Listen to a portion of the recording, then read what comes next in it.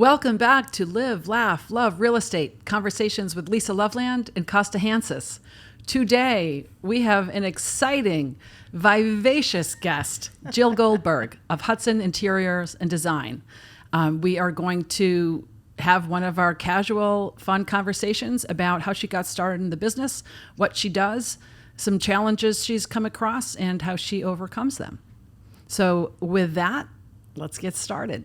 Hi, Jill. Hi, how Thanks are for you? coming. Thanks for having me. Welcome. So why don't we start out with how you started? How I started. How you started? What got you into interior design, and what had you open Hudson on Union Park Street? Okay. Well, I started out actually wanting to be an actress. So, Ooh. Wow. Well, Yeah. I can see that. yeah. I'll start with that That's then. vivacious, right? Yes. So can see that. I grew up out in the burbs in Wellesley, and that's all I wanted was to go to LA and act. So I went to LA, I went to USC for a year, and then I went to another theater school and tried to act for a few years, had a few bit parts, but then realized I didn't want to be a 40-year-old waitress. Nothing's wrong with that, but I didn't want to do that. And went back to school for interior design because I loved interior design. Wonderful. And when schooling was over, I came back to Boston. Great. Worked for an architect in the South End and realized I wanted to do more. And what was happening for me at the time, and this was like 2000, I think we opened 2006. So 2004, 2005, I was looking around and realizing the design stores had not opened yet. It was either Pottery Barn or it was like Roche-Beaubois. There was nothing in the middle. Yeah. I mean, Lecker had just opened, but that wasn't my style. But I would say Natalie and Kurt probably started it by opening. And so I approached my mother, who was my first financier. And I said, this is really what I want to do. And I took her around to show her some other stores like in Connecticut and New York that I had been watching. And once she saw those, she was like, okay, I get it. Let's do this. So yeah, we found the space next to the Buttery. Yeah. Actually, I think the Buttery was not the Buttery at the time, maybe? East meets West. Yeah, something Was like it that. Yeah. East meets West catering and coffee shop. Maybe it was Okay. just transitioning, or was it to go? Oh, you know what? It's been all three. Yeah. I can't remember. I've been around for so remember long. when it was- I lose track. Do you remember when it was Purple Cactus? Or was Purple Cactus across the Sounds street? like at Kosta? Purple. Sorry to go on Oh my my tangent. goodness, was that Purple love Cactus? tangents. I remember. Yeah. We love tangents. Joe V's was across. Joe V's, I love Joe V's. Yeah, that was I don't great. know. Yeah, I remember Purple Cactus Yeah. too. God, I love those burritos. They were That was good. obnoxiously large. But anyways, I lived in the South End, and I wanted to have my business in the South End. Yes. I have lived now and worked in the South End for 20 years, I would say. But we found this space that's now the Buttery Store or shop, and it was great, and that was it. So I knew exactly what I wanted. I knew what I wanted to carry. I knew how I wanted it to look. And that's how it started. Now, I was also, again, I trained to be an interior designer, so my theory on the store was I am not one, as you might think I would be, I am not one to go hand out a card or go to a party and talk myself up. So, it was twofold of let me do this store, let me showcase what I love and how I like to see it. Yeah. And if somebody loves it, they can hire me. If they don't, that's fine. They walk out the door. I love it. So that was kind of how the shop came to be. And we're going to show some footage of Yeah. Jill's shop later. Yeah. However, talk about what your vision was and what your style is.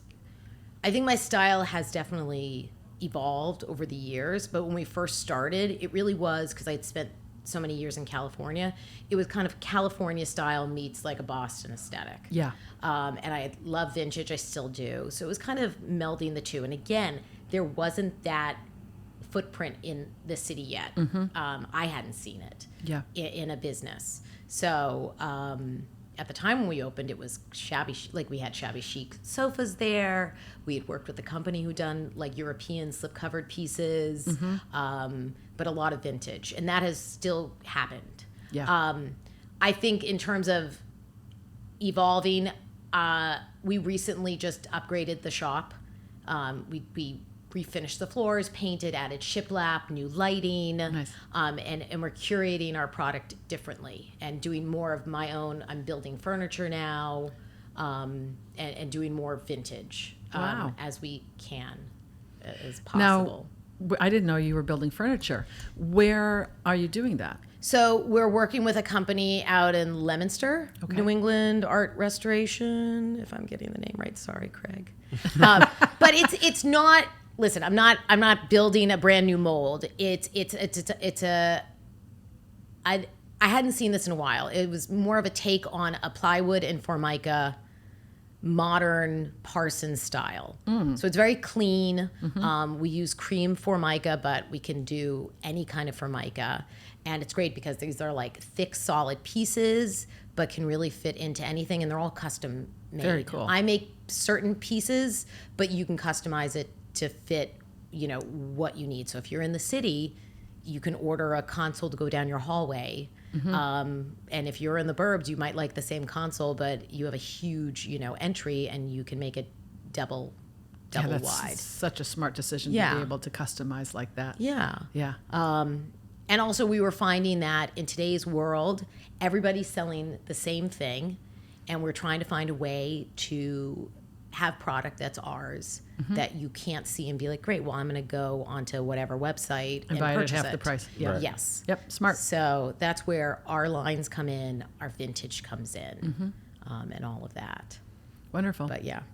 It's funny you said that too. I'm actually reading a book, 2 books that kind of have this similar kind of philosophy when it comes to business. It's called, one of them's Blue Ocean Strategy, and it talks about this difference between blue oceans and red oceans. And blue oceans pretty much mean untapped market space, stuff that's not actually going on, businesses that haven't been formed yet, or industries that haven't been taken. And then red oceans are businesses that are super saturated. That's tough to kind of get a barrier of entry into. So it sounds like, according to that, when I've just been trying to look at different businesses and startups and see how they started, and were they in a competitive market, or did they create their own space? And it kind of seems that when you first started, you created your own space, because it didn't seem like there was stores similar. And then with the furniture and creating your own furniture, it's kind of the same thing too, just adapting. And instead of kind of going direct with everybody else or other interior decorators or other businesses like that, you kind of just form your own space and just do whatever you like to do. Yeah, right? There's the evolving is trying to... Well, because then now what's going on is all these design stores are popping up in the South End, which is great. The more the merrier. But I started to find out that they were carrying my vendor, and the vendor didn't care. The vendor was like, well, you can't carry as much as they do. And it's like, okay. So you have to start to find a way to make yourself unique and keep going. So no, it does. That's And that kind of brings us into the mindset behind, because so many times people just jump on a bandwagon and follow it. Right. And we were talking before we actually went live with Jill about a bunch of different things, and you're hilarious. Oh. But looking. No, just But Kosta and I have also talked about this on other podcasts. When you start to compare your outsides, oh God, it never goes the way that you expect it to go. And it's very easy to do that, to go on Instagram and to go on all these social media sites and see what everyone else is doing and say, oh my God, I'm being left behind. Let me jump on this. Yeah. It's a highlight reel anyways too, they post. That's right. And so there's only one you. Yeah. You've got to be you. Your business is you, meaning you in general. Our businesses are unique, and we've got to bring our personality and our uniqueness to it. And our business philosophy is to be unique and be creative. You don't have to turn it on its head and recreate it, but you definitely have to be aware of what's happening and what your obstacles are, and work around that. And it's impressive that you did that with coming up with your own brands. So talk a little bit about some of the challenges you had and what brought you to the philosophy of you're going to do it your way.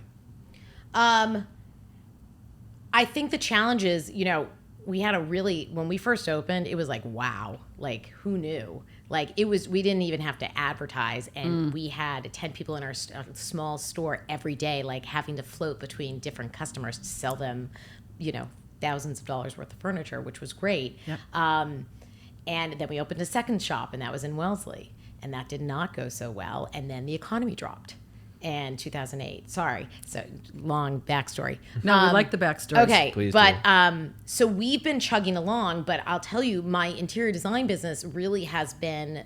Thank goodness I opened that, because I think if I hadn't opened the interior design business along with the shop, I don't know if the shop would still be here, just because of how people spend their money. People shop differently. So much is online. Yeah. So the first struggle was deciding like how, do you go deeper into debt to keep this business you love alive? And then it is about, okay, well, I want to be here, and how are we going to make this happen? Struggle wise, I think it's just trying to figure out, keep your eye out and see what's going on. Right. I'm just trying to always listen to people and hear what's happening and listen to myself. And just like you said, Instagram and all that, when that came along, that changed the market completely. You were able to grab someone's attention and get people to notice your business with, sorry to the magazines, but without having to spend so much money to advertise. That's right. To get in. Social media really has been the most. It's a game changer. Yeah, budget friendly situation there is. But with Instagram, it really does have you take a closer look at your aesthetic as a designer and a design shop too, and how you can start to see how everyone's doing one thing. And okay, I see they're all doing it. I like that, but I can't do that, and then just be lumped into everybody else. Right. So you just, I don't know. There's this whole big thing. We like you said, we talked before we started to record. There's this whole thing of just looking at all the people I really love watching on Instagram, and I think a lot of them are not local. Like they're out in California, and it's just a different world. There's different money. Yep. There's different setups in terms of locations and how people spend their money and all of that. And I get very down on like, God, if I, how come she's doing that or he's doing that, and why can't I do that and this and that? And then you have to talk to yourself and talk yourself off the ledge about you've made it so far. I mean, I've been in the shop's been 15 years old, so you have to look at, okay, what is it about you that has kept people around? And what is it? I have no clue. I have no clue. Honestly, now I just said I would swear, and now I will. Honestly, I think I've become more and more of a bitch. So I think I used to be a real like, hi, how are you? Welcome, la la la, high on life, and now I need coffee and swears. But I don't know. Hopefully, it's. I hope I'm sincere with people. I can't imagine that you're not. No, you know what? I'm being fake right now. Oh, well, in that case, turn the acting. Recording Yeah, off. turn it off. Turn it off. It's the LA acting. Yeah. That's right. Good job, Jill. But you know what? I think that goes so far. It goes further than people actually are aware of. When you're yourself and when you're organic and authentic and approachable, especially in an interior design, that can be such a fabulous, 1000%. pretentious business. Yeah. So if you have great ideas in design and style, and you're approachable, I think that goes a really hopefully, long way. knock on wood. Yeah. I mean, I know what I like, and I try to, each client, whether you're just walking in the shop or you're an actual design client, I see what your inspirations are, and we try to adjust it and just put like my eye or the business's eye, on, to flip it to what we think would be the best scenario of that look. Right. And in terms of what you said, pretentious, I mean, listen, I show up every day. I mean, my summer outfit are Birks, jeans, and a t-shirt, you know, and this is what you get. Authentic. This is what you get. And I've had conversations with clients about that. And I'm like, I'm really sorry that I don't. I've like apologized that I don't show up. And I had one client just a few years ago who was like, that's what we like about you. Like, we'd be really concerned if you were driving up in your Range Rover, like decked out. Are you really then spending that energy, working on like our home? I get the scenario there. I don't have the time, know. And I'm getting on my hands and knees. We were installing the house on Monday, and I'm opening up the dirty boxes and throwing them in the trash bin and cleaning stuff, and that's just part of the job. And You're hands-on. I'm hands-on. And it's, as we have spoken and as we do our business, it's all about our clients. Yeah. It's not our process. It's not our money. We aren't the ones buying the house. Yeah. And it sounds like you take this a very similar approach. It's their home. It doesn't need to have it has to have your stamp on it, of course, because it's your brand. Right. But it's their style. It's their home. You're helping them maximize that. Yeah. At the end of the day, you want a client to go into their home and feel like, oh this is great. Yeah. Like, I It's love me. this. I love and it it's, here. And right, it's you. And, all I want is a client to feel that way and say thanks, Yeah. And it's nice when they do. When I got a text a couple, like 2 weeks ago from a client that we had finished up towards the beginning of COVID, and she sent me images of the house at night, and they were just hanging out, and she was like, we just love this house. Like, thank you so much. Yeah, that's that's awesome. really nice. And I bet in your field too, it must be great to hear from a client that you've maybe sold to, that they're like, you know what, thank you so much, because we love it here. That's why we do it. And you can see it. There's nothing better than the joy in somebody's eyes. Yeah. It's They their can see it. home. It's where you're safe. It's where you create. It's where you live. Yeah. Yeah. No, so that's great. Neat. We talked earlier that sometimes, though, it can turn, not to bring the negative in. Okay, But you know what? sometimes a Negatives client, are part of life. It's sometimes a authentic. client just gets a little frustrated with the process, and then can come at you like you're the enemy, and not understanding that you're on this. You know, the whole point of our professions is to be on your team. That's right. Is if you've hired us, we are your biggest advocate in what we do for them. Absolutely. Yeah. I think you kind of have to, same thing with real estate too. It's not our process in terms of we're not buying the home to live in there, but you have to care as much as if you were actually living in that home. And Right. A big thing too is, and you brought up a point before, but a big thing too is we just have to have an immense amount of care and want the best for the client, but the client also has to accept that they hired us to do our job. And it's tough to do our job if, I imagine interior design, if clients always like, no, this is that, and are always just over your shoulder and not really giving you the space to actually do your job. And sometimes it feels as though you're producing good results. Like, this is what you told me to do, and you're doing it, but people are sometimes just never happy. But I think in terms of interior design and real estate, a common thing is, you said, online now, there's no secret, e-commerce is huge, especially in a lot of businesses. And I know a lot of people just like to shop online for furniture a lot of the times because it's cheap, and they think that they can all of a sudden buy a house and be their own interior decorator. But the same thing is in real estate, when you have websites like Zillow and these different things, and you can go and see all these houses. I could just do it all myself, and there's all this 100 listings I can search through. But the thing is, you need somebody to then be who's an expert in the field and say, okay, that might be the best furniture. You have all these 20 pieces, but how are you going to put them together? Right. You have these 20 houses. How are you going to go see them? How do you know this one actually matches what you actually How does want? it all flow? Yeah. And that's just a huge thing I noticed. People think they can do it on their own. Nowadays, the internet, they kind of sell you, oh, you don't need a real estate agent, you don't need an interior decorator, DIY everything. But it's a huge benefit to having those. Oh, yeah. And understandable, there are some people in a financial situation where they have to do, they don't have the luxury.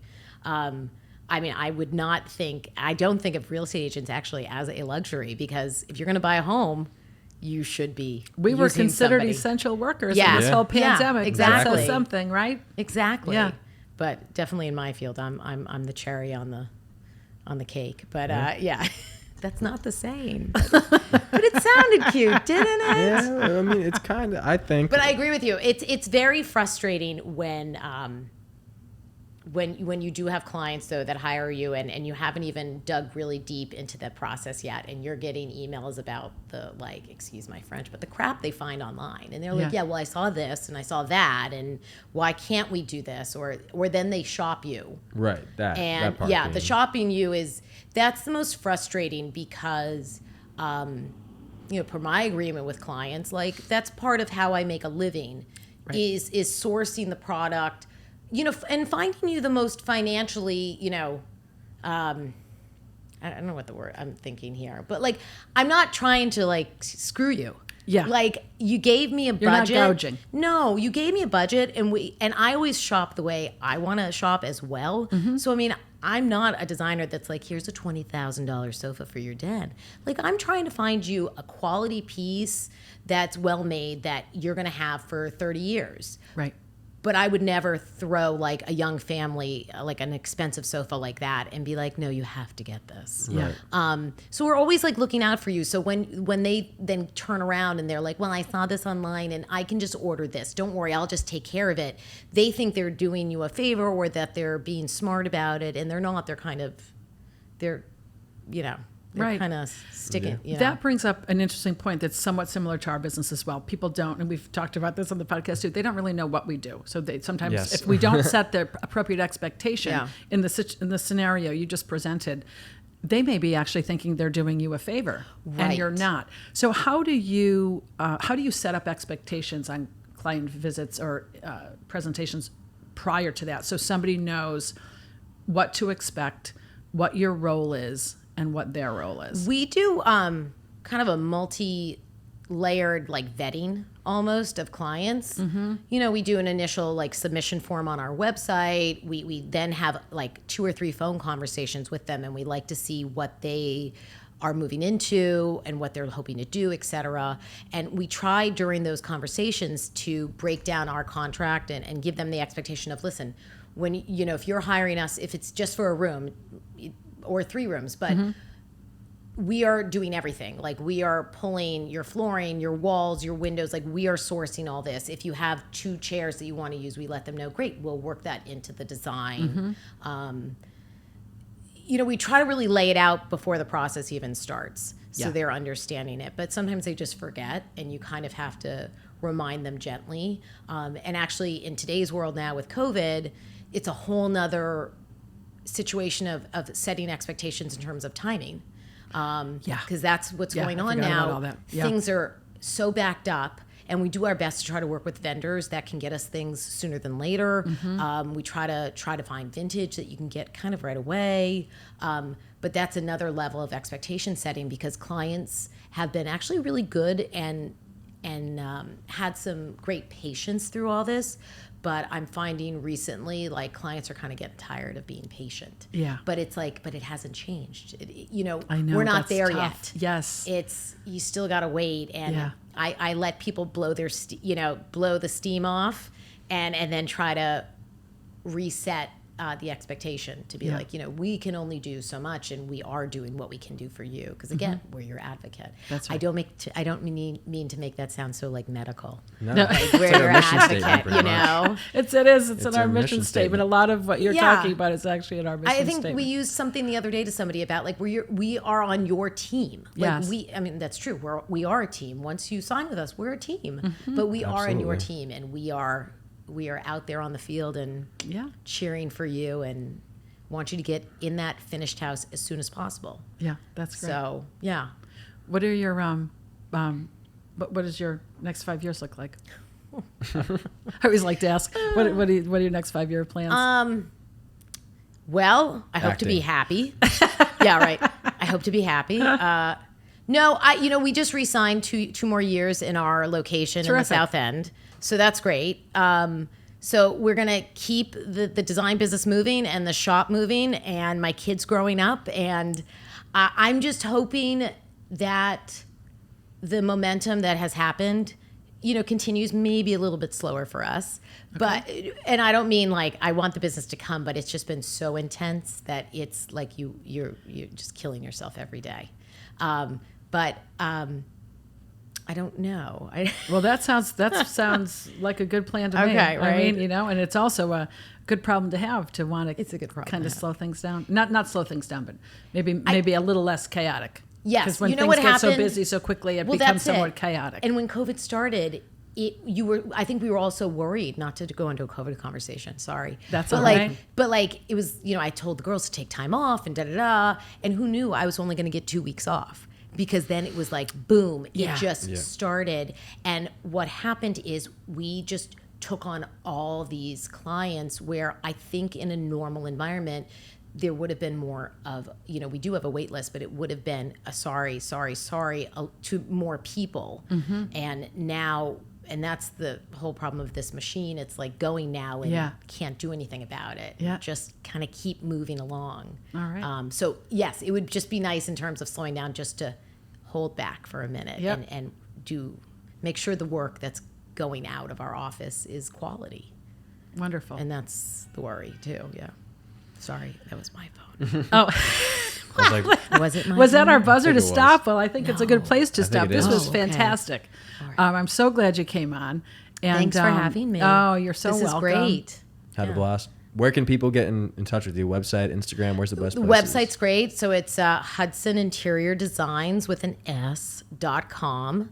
And then our shop is at 12 Union Park Street, right around the corner from the Buttery. Yeah. Everyone knows the Buttery, so we Oh, can yeah. throw that out there.